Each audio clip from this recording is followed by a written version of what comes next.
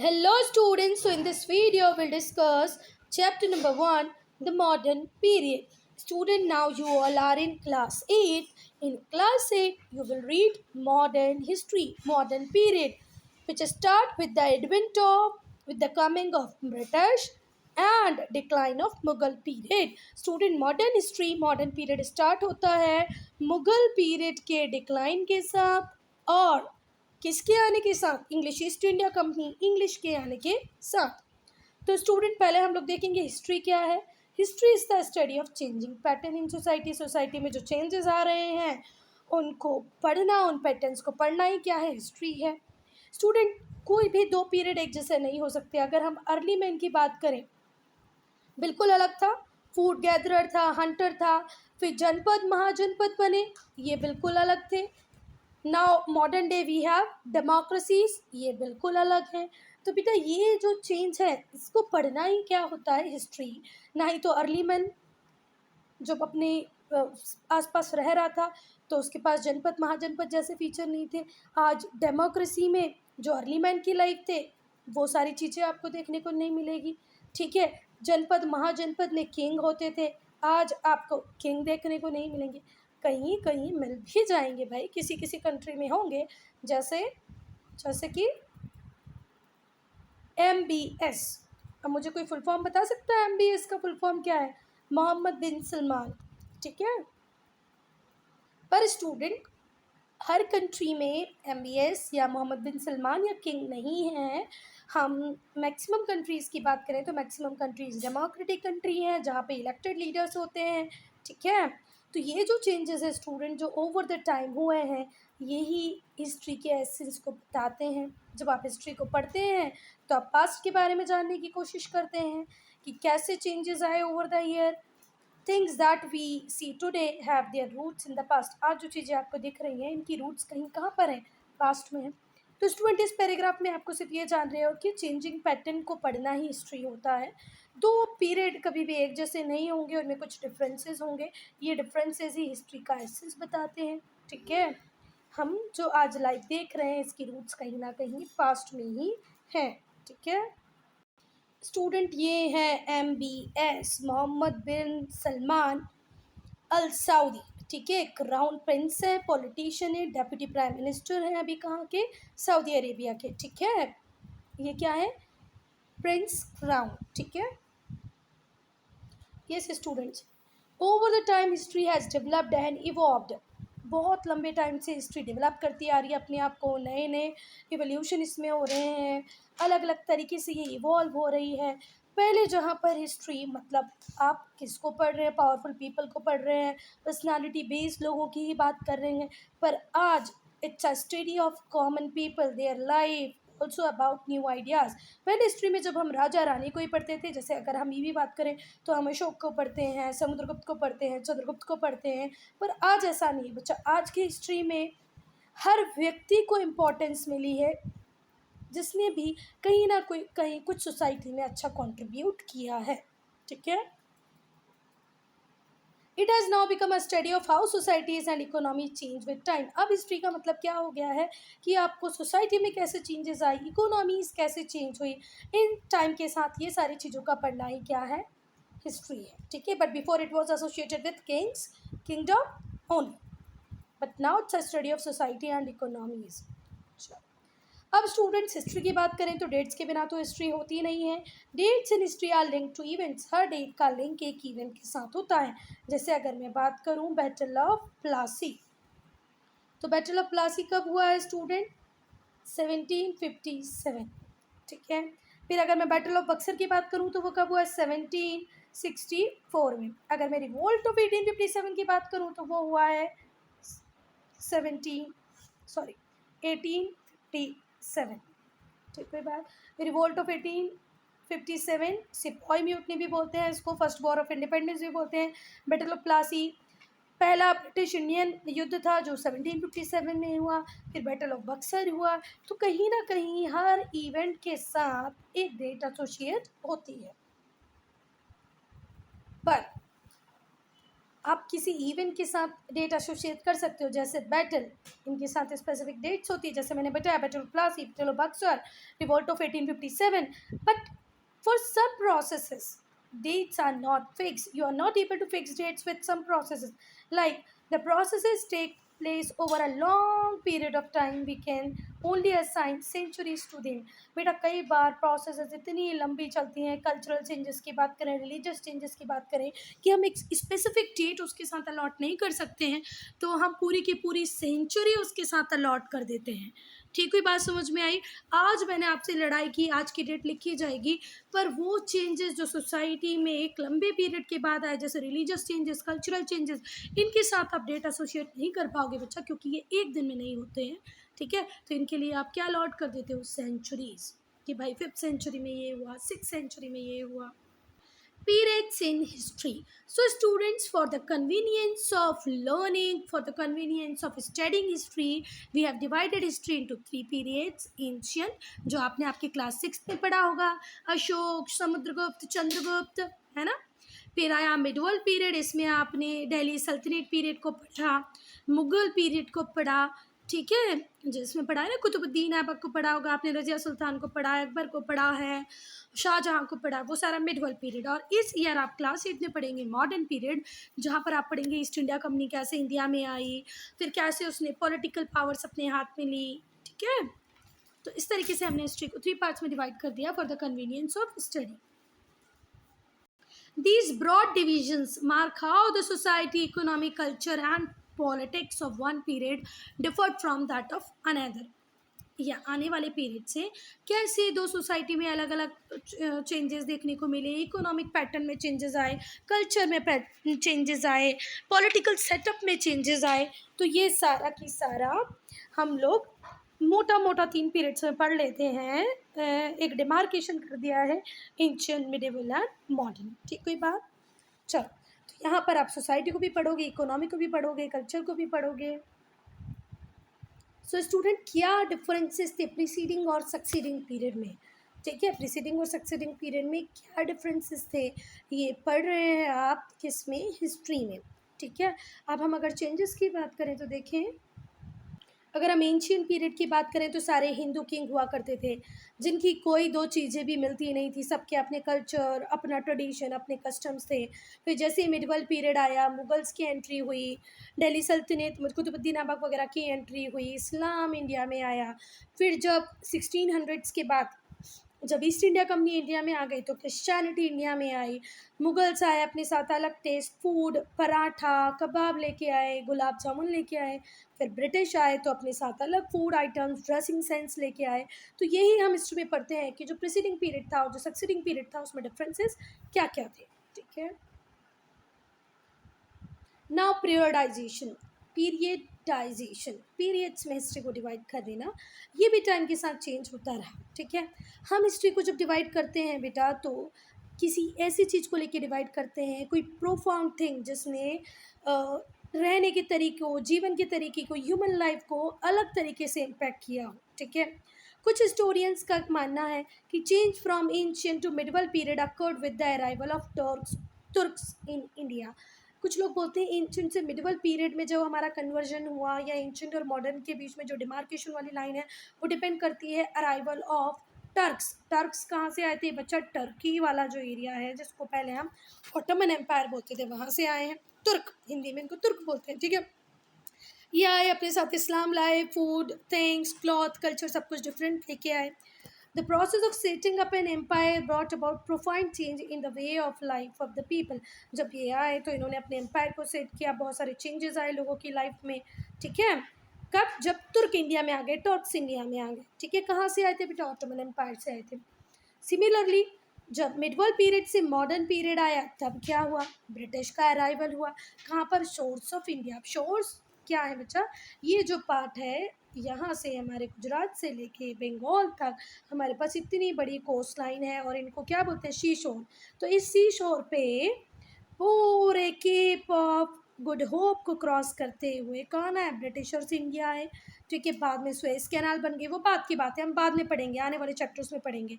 पर शुरुआत में ये अफ्रीका के केप ऑफ गुड होप को क्रॉस करते हुए कहाँ पहुँच गए? इंडिया पहुँच गए।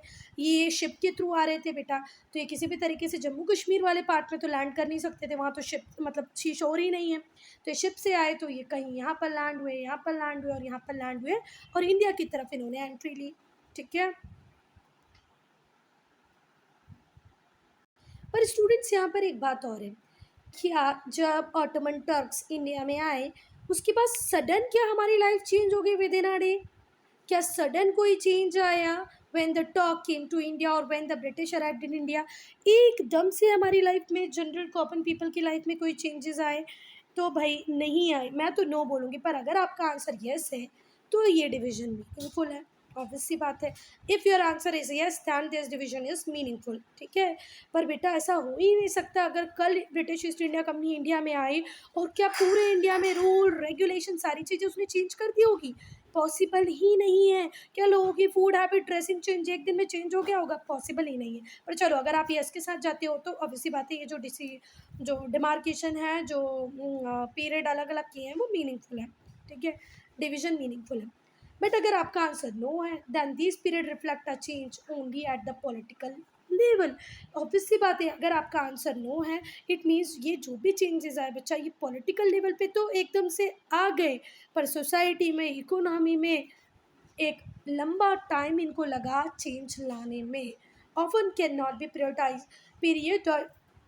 ठीक है, और इसको पीरियडाइज्ड हम एक बार में नहीं कर सकते। ठीक है, because it takes a long time to change and often can not be periodised. हम एकदम से किसी को भी पीरियडाइज नहीं कर सकते कि कल ब्रिटिश आए आज हमारी सोसाइटी में चेंज आ गया, हमारी इकोनॉमी में चेंज आ गया। बहुत टाइम लगता है बच्चों, बहुत टाइम लगता है। ठीक है, हर चीज़ को चेंज होने में।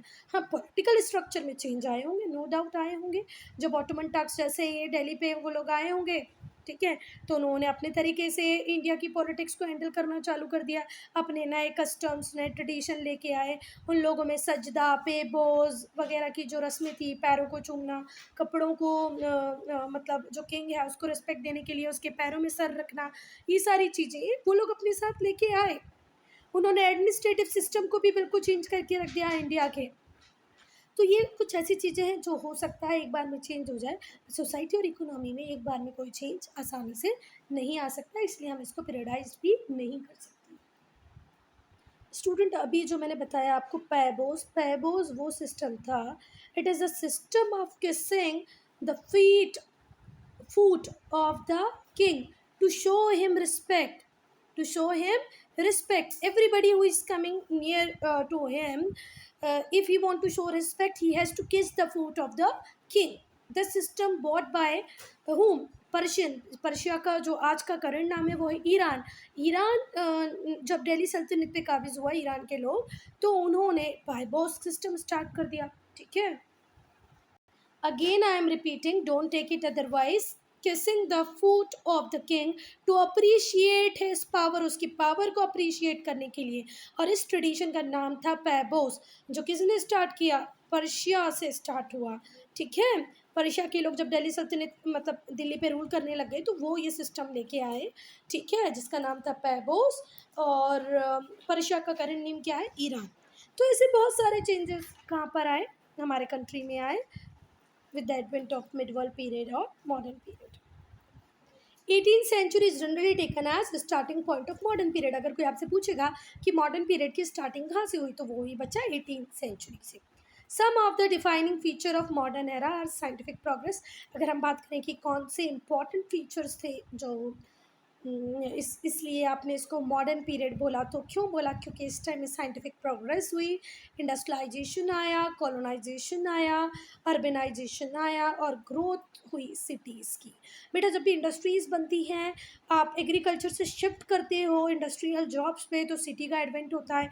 तो मॉडर्न एरा को अगर आपको डिफाइन करना है कि क्यों इसको हम मॉडर्न पीरियड बोलते हैं, by so it is called modern period because scientific progress was there, industrialization was there, colonization, urbanization or growth of cities.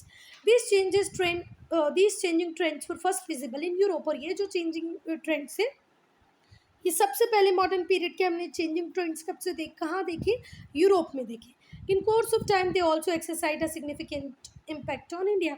और जैसे 1600 में ईस्ट इंडिया कंपनी इंडिया में आ गई तो यही सारे चेंजेस हमने कहाँ पर भी देखे बच्चा? इंडिया में भी देखे। ठीक है, नो डाउट उन्होंने हमें कॉलोनी बनाया, हमारे लोगों को एक्सप्लॉइट किया, पर हमें रेलवे नेटवर्क दिया, हमें पोस्ट ऑफिस दिए। ठीक है, तो ये सब किसने दिया है बच्चा? हमें ब्रिटिश ने ही दिया है ना। तो हम बोल सकते हैं सिटीज़ उनकी वजह से हमारे इंडिया में ज़्यादा तरीके से बनने चालू हुई, अर्बनाइजेशन स्टार्ट हुआ, इंडस्ट्रियलाइजेशन स्टार्ट हुआ। ठीक है, yes student, next heading is was the modern period really modern? क्या जिस मॉडर्न पीरियड को हम पढ़ रहे हैं सच में कुछ मॉडर्न था उसमें? क्या वो मॉडर्न था? Is the word modern an apt description of British period in India? Apt का मतलब होता है स्टूडेंट उपयुक्त। ठीक है, तो जो इस पीरियड को हम मॉडर्न पीरियड बोल रहे हैं कि ब्रिटिश पीरियड मॉडर्न पीरियड था, तो क्या ये एक सुटेबल टाइटल है? मॉडर्न का यूज़ करना सुटेबल टाइटल है? Can India be called modern in true sense in the term during the British? क्या ब्रिटिश के टाइम में जो इंडिया था उसको ट्रू टर्म में, ट्रू सेंस में क्या हम मॉडर्न बोल सकते हैं? ठीक है, अगर हम ब्रिटिशर्स की बात करें तो ब्रिटिशर्स ने हमें एक कॉलोनी बनाया, हमारे रॉ मटेरियल्स को अपने कंट्री लेके गए इंग्लैंड, और हमें इंपोर्टर बना दिया फिनिश प्रोडक्ट का। देखो, इंपोर्टर का मतलब होता है जब आप किसी दूसरी कंट्री से, सपोज़ करो इंग्लैंड से, जब कपड़ा अपनी कंट्री में कोई भी प्रोडक्ट अपनी कंट्री में मंगवाते हो, ख़रीदते हो, तो आप क्या बन जाते हो? इम्पोर्टर। स्टूडेंट्स, हम बहुत अर्ली पीरियड से एक्सपोर्टर थे, हमको इम्पोर्टर बना के रख दिया किसने? ब्रिटिश ने। वो हमारे यहाँ से रॉ मटेरियल ले गए, रॉ मटेरियल मतलब कॉटन ले गए, और आज तक हम हमारा कॉटन थ्रेड किसको सेल करते हैं? इंग्लैंड को सेल करते हैं। वो हमसे कॉटन ले गए, बदले में हमें कपड़ा बना के बेच दिया, हमें इम्पोर्टर बना दिया। ठीक है, so they have taken raw material from our country, India, and made us importer of finished goods. So British rule can hardly be described as modern. इसलिए हम नहीं बोल सकते हैं कि ब्रिटिश पीरियड में, ब्रिटिश पीरियड मॉडर्न था, ये कॉलोनियल था। ठीक है, क्या था? कॉलोनियल था। Indian historians call this age colonial period. Student, British history क्या बोलती है? We don't know. ब्रिटिश हमको किस तरीके से देखते हैं हमें नहीं पता, पर जो हमारे इंडियन हिस्टोरियन है उनका कहना है कि जो ब्रिटिश पीरियड था वो कॉलोनियल पीरियड था, ना कि मॉडर्न पीरियड। क्या बात समझ में आई? Now time in history, a span of time a span of time is more important in history rather than a precise date. बच्चा, एक प्रिसाइज डेट कुछ चीज़ों के लिए तो बहुत काम आ सकती है, आपके बर्थ और डेथ के लिए, ठीक है, मेरे बर्थ और डेथ के लिए, बट हर चीज़ की प्रिसाइज डेट नहीं हो सकती। तो एक स्पैन ऑफ टाइम को हम लेके चलते हैं। ठीक है, history that was taught a few decade ago was all political history. बच्चा, आज के पहले मतलब फ्यू डिकेट्स बोले तो 10-20-30 साल पहले जो हिस्ट्री पढ़ाई जाती थी वो पॉलिटिकल हिस्ट्री हुआ करती थी। तो वहाँ पर पॉलिटिकल हिस्ट्रीज़ में डेट्स को बताने थोड़ा आसान होता है कि इस दिन ये चेंज हुआ, है ना। पर जैसे कि अगर मुझे बताना है पॉलिटिकल हिस्ट्री में कि सीक्वेंस ऑफ इवेंट्स बताने, ईयर वाइज बताने, रिवोल्ट ऑफ 1857 बताना है, ठीक है, बट अगर वही चीज़ें मैं सोशल, इकोनॉमिक और कल्चरल हिस्ट्री पे लेके जाऊँ तो यहाँ पर आप एक दिन में कोई सोसाइटी चेंज नहीं हो जाती, एक दिन में आप पूरी कंट्री इंडिया की कल्चर को या इकोनॉमी को चेंज नहीं कर सकते हो। ठीक है, हाँ, हम ये मान सकते हैं 1857 का रिवोल्ट इस डेट को स्टार्ट हुआ, इस डेट पे ख़त्म हुआ। ठीक है, इस तरीके से पूरी कंट्री में फैला। पर इकोनॉमिक, सोशल और कल्चरल चेंजेस के लिए आपको एक लॉन्ग पीरियड ऑफ टाइम देना पड़ेगा। यहाँ पर स्पेसिफिक डेट आप इसके लिए असाइन नहीं कर सकते। क्या आप एक मंथ या एक ईयर ऐसा बता सकते हो जब नेशनलिज्म की फीलिंग स्टार्ट हुई लोगों में, इंडियन पीपल में नेशनलिज्म का स्टार्ट किसी एक दिन, एक डेट पे हुआ है क्या? नहीं बेटा, जब तक हम नॉन कॉपरेशन मूवमेंट लड़ रहे थे, जब हमने सिविल डिसोबीडियंस मूवमेंट स्टार्ट की, आप इसी बुक में आगे के चैप्टर्स में, लास्ट चैप्टर्स में नॉन कॉपरेशन मूवमेंट पढ़ोगे, सिविल डिसोबीडियंस मूवमेंट पढ़ोगे। बेटा, जब Gandhi ji non cooperation movement launch कर रहे थे, सिविल डिसोबीडियंस मूवमेंट लॉन्च कर रहे थे, तब तक भी ट्रू फीलिंग ऑफ नेशनलिज्म नहीं थी लोगों में। लोग अपने अपने स्पेसिफिक एम्स को लेके लड़ाई कर रहे थे। या मैं रिवोल्ट ऑफ 1857 की बात करूं तो यहाँ पर भी सबके स्पेसिफिक एम थे। झांसी की रानी को झांसी चाहिए था, बेगम हजरत महल को अपनी किंगडम चाहिए थी। Everybody is fighting for their own aim, nobody is fighting for mother India. ठीक है, मदर हमारी जो भारत माता है उसके लिए कोई लड़ नहीं रहा था। इवन अगर आप नॉन कॉपरेशन मूवमेंट को अभी हम लोग लास्ट चैप्टर में पढ़ेंगे, प्लांटेशन ऑनर्स की अलग थिंकिंग है, प्लांटेशन वर्कर्स की अलग थिंकिंग है, इंडस्ट्रीज की अलग थिंकिंग है, इंडस्ट्रियल वर्कर्स की अलग थिंकिंग है। तो नेशनलिज्म एक दिन में जनरेट नहीं हो सकता, ठीक है, एक स्पेसिफिक डेट में तो जनरेट नहीं हो सकता। स्टूडेंट जब भी हम हिस्ट्री पढ़ते हैं तो 4 क्वेश्चन बहुत इंपॉर्टेंट है। व्हाट हैपेंड, क्या हुआ, वेयर डिड इट हैपन, ये कब हुआ, वेयर डिड इट हैपन, ये कहाँ हुआ, और हाउ, कैसे हुआ, कब हुआ, कहाँ हुआ, कैसे हुआ, एक और क्या हुआ। क्या हुआ, कब हुआ, कहाँ हुआ, कैसे हुआ, ये 4 चीज़ें बहुत ज़्यादा इम्पोर्टेंट है, ठीक है। बेटा फर्स्ट क्वेश्चन के लिए तो आप प्रिसाइज हो सकते, क्या हुआ, रिवोल्ट ऑफ 1857 हुआ, पर एक प्रिसाइज आंसर बाकी बचे 3 का, कब हुआ, कैसे हुआ, कहाँ हुआ, इतना आसान नहीं होगा। बस आपने पूछ लिया रिवोल्ट ऑफ 1857 कैसे हुआ, कब हुआ, कहाँ हुआ, कैसे हुआ, इसके लिए आपको एक लाइन का आंसर नहीं आपको दे पाओगे, इसके लिए आपको एक ब्रॉड व्यू लेना पड़ेगा, ठीक है। तो it is very easy to answer the first question, but it is not easy or it is not precise to give the precisely to give the answer of other 3 question। आपके लिए थोड़ा सा extra elaborate करके answer देना ही पड़ेगा। British colonised India ये सबको पता है, but can be put exact date on it, कब पूरा कॉलोनाइज हो गया था, नहीं बता पाएंगे, ठीक है।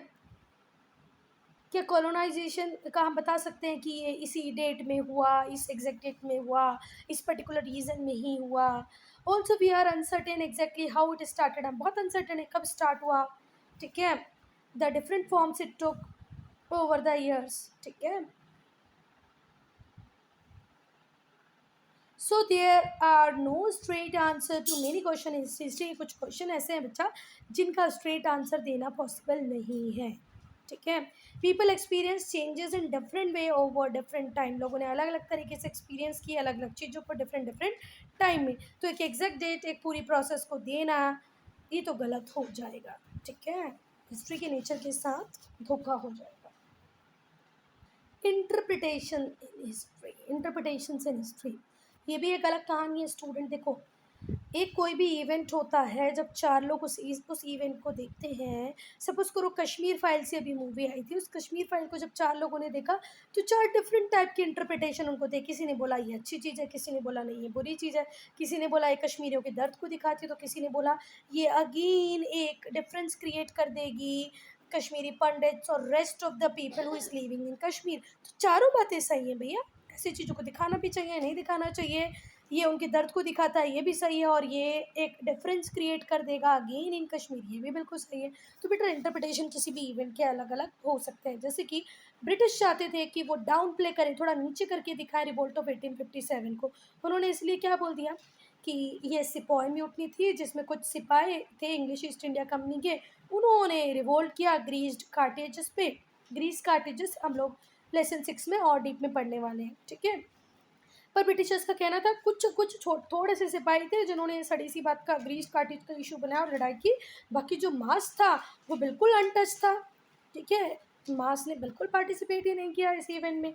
पर इंडियन हिस्टोरियन बोलते हैं नहीं भाई ऐसा नहीं है, ठीक है। कॉमन पीपल का भी एक इम्पॉर्टेंट पार्ट था, इम्पॉर्टेंट रोल था किस में, रिवोल्ट ऑफ 1857। और ये ओनली अगेंस्ट ग्रीस्ड कॉटेजेस नहीं था, ये अगेंस्ट था एक्सप्लॉटेटिव नेचर ऑफ ब्रिटिश रूल।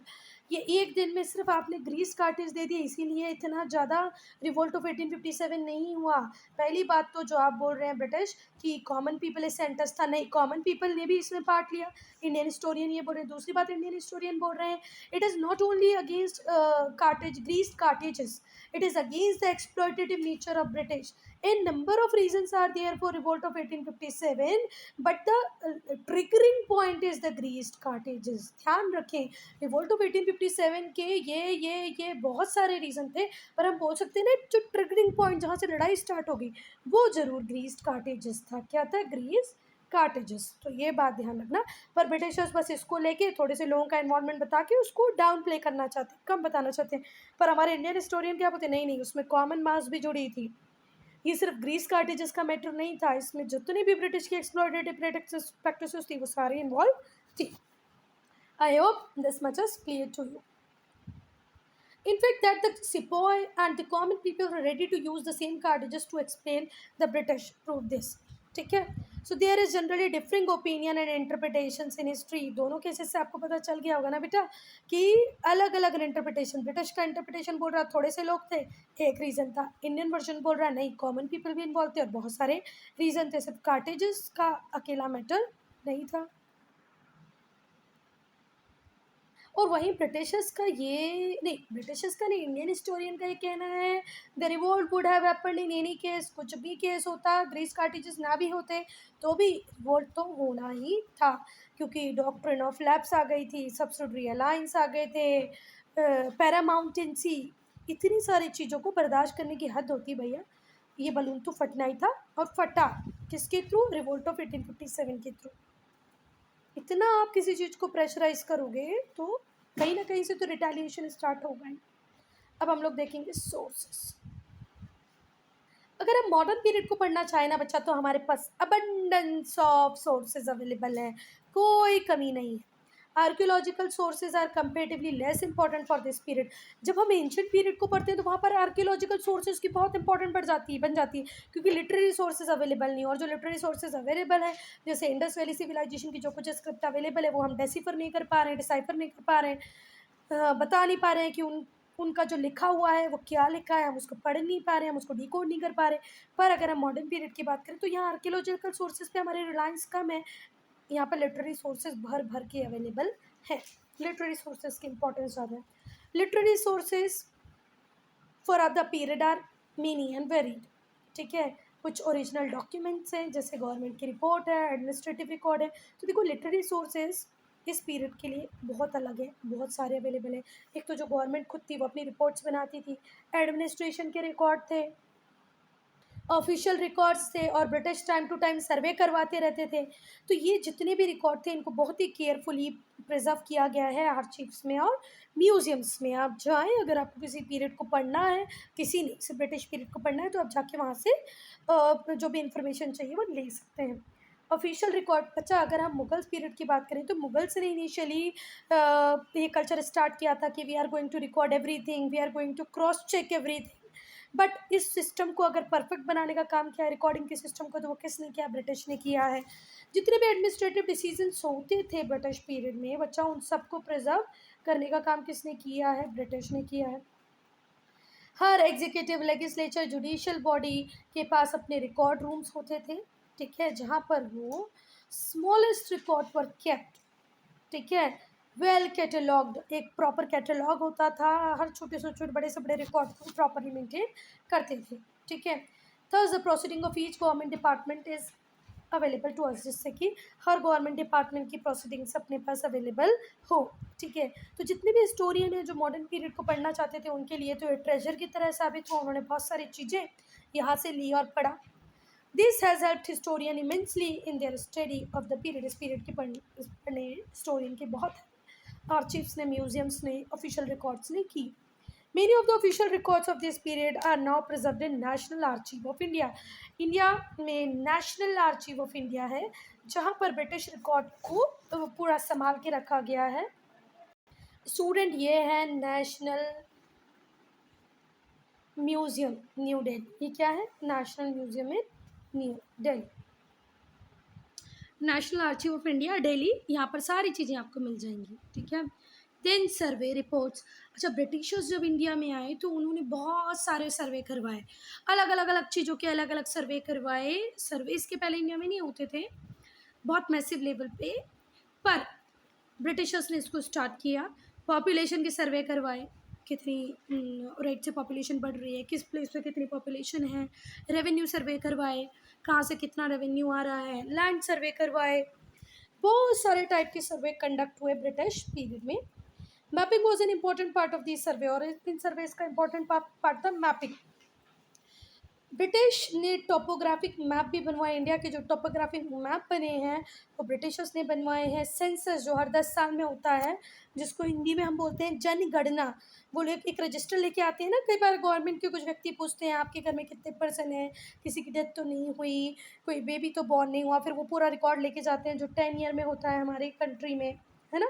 उस सेंसस की प्रैक्टिस जो स्टार्ट की है वो भी किसने की है, ब्रिटिश ने की है। Census operation also begin, all this reports are available to us, और ये सारी रिपोर्ट्स हमारे पास अभी भी अवेलेबल है, प्रॉपरली सेव करके रखी है हमने कहाँ पर, नेशनल आर्chiव ऑफ इंडिया में।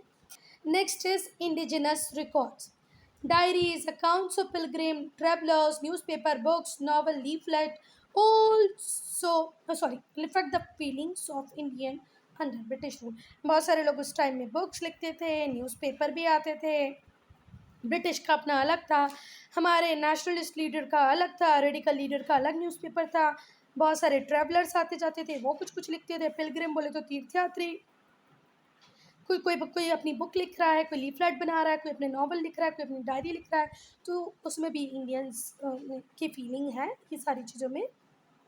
People wrote in English and in vernaculars, कुछ लोगों ने इंग्लिश में ही लिखा है उस टाइम में, इंडियंस थे जिनको भी इंग्लिश बहुत अच्छे से आ गई थी तो कुछ ने इंग्लिश में लिखा है, कुछ ने वर्नाकुलर लोकल लैंग्वेजेस में लिखा है। दादा भाई नौरोजी की बुक है poverty and un British rule in India, ठीक है। दादा भाई नौरोजी ने कौन सी बुक लिखी है बच्चा, जब लास्ट ईयर हमने पेपर बनाया था तो ये क्वेश्चन पूछा था, which book is written by Dadabhai Naoroji, तो which book, poverty and un British rule in India. उन्होंने इस बुक में जो ब्रिटिशर्स का एक्सप्लॉयटेटिव नेचर था, जो ब्रिटिश रूल था एक्सप्लॉयटेटिव नेचर का, उसको हाईलाइट किया। फिर एक न्यूज़पेपर आता था केसरी, जो मराठी में आता था, मराठा आता था, इंग्लिश में आता था। ये किसके न्यूज़पेपर थे भाई, बाल गंगाधर तिलक के न्यूज़पेपर थे। केसरी मराठी लैंग्वेज में आता था और मराठा इंग्लिश में आता था। इन लोगों ने भी ब्रिटिश रूल के रियल इंटेंशंस को लोगों के सामने लाए। जब नेशनलिस्ट मूवमेंट बहुत ज़्यादा पीक पे थी तो ब्रिटिशर्स ने ट्राई किया कि जो प्रेस है वो लोग वर्नाकुलर प्रेस एक्ट ले आए थे, अभी आगे के चैप्टर्स में आप पढ़ेंगे वर्नाकुलर प्रेस एक्ट, जिसके थ्रू उन्होंने इन सारी चीज़ों पे बैन लगा दिए कि भाई प्रेस में ये बातें नहीं आएंगी, ये बातें आ सकती है, आप ऐसा लिख सकते हो, ऐसा नहीं लिख सकते हो। अच्छा हाँ, Mahatma Gandhi ji, the first issue of newspaper Harijan was brought out by Gandhi ji in 1933. हरिजन जो न्यूज़पेपर था वो कौन लेके आया, गांधी जी लेके आए, कब लेके आए, 1933। This year will study the history of last 250 और 300 ईयर, ठीक है। इस साल हम लोग जो हमारे लास्ट 250 300 ईयर है उनकी हिस्ट्री पढ़ेंगे। बेटा जब नेशनलिस्ट मूवमेंट चल रहा था या जब ब्रिटिश को ऐसा लगने लगा कि यार ये तो न्यूज़पेपर में कुछ भी लिख रहे हैं, तो ब्रिटिशर्स ने खूब ट्राई किया कि वो प्रेस की पावर को सप्रेस कर दें, लोगों की बुक लिखने डायरी लिखने की आदत को बिल्कुल कम कर दें, पर वो अनसक्सेसफुल रहे, वो ऐसा कुछ भी कर नहीं पाए, ठीक है। ये जो 250 300 ईयर हम पढ़ेंगे ये मॉडर्न पीरियड कंसिडर किया जाता है, ठीक है। यहाँ पर कॉलोनियल रूल इंडिया में स्टार्ट हुआ, ठीक है। फिर हमने इसके अगेंस्ट में पहले उन्होंने हमारे ऊपर 200 ईयर 250 ईयर रूल किया, फिर हमने उसके खिलाफ लड़ाई की। देखो ब्रिटिश अगर ईस्ट इंडिया कंपनी की बात करें तो 1600 में वहाँ से चार्टर क्वीन एलिजाबेथ से लेके इंडिया आ गई थी, ठीक है। हमारा जो बैटल ऑफ प्लासी हुआ वो कब हुआ, 1757 में। बैटल ऑफ बक्सर 1764 में। फर्स्ट वॉर ऑफ इंडिपेंडेंस वो हुआ 1857 में। तो सोचो ना, हमने कम से कम 100-150 साल तो उनको ईजिली रूल करने दिए। अच्छा 1600 में कंपनी आते ही रूल करने नहीं लग गई थी, पहले उसने ट्रेड किया, पर लगभग उनके रूल करने के बाद भी हमने 100 साल वेट किया, 100 साल हमने उनको टॉलरेट किया, फिर जाके हमने उनसे लड़ाई की। तो इस चैप्टर में हम लोग पढ़ेंगे वो सारे सोशल कल्चर चेंजेस जो ब्रिटिश इन्फ्लुएंस में इंडिया में आए, ठीक है। Will read about the rise of nationalism in India, फिर हम लोग देखेंगे इंडिया कैसे फ्री हुआ, फिर बाकी सारे डेवलपमेंट को प्रोग्रेसेस को भी हम आने वाले चैप्टर्स में देखेंगे। So student, I am ending this video here only. If you have any doubt any problem do right in comment section.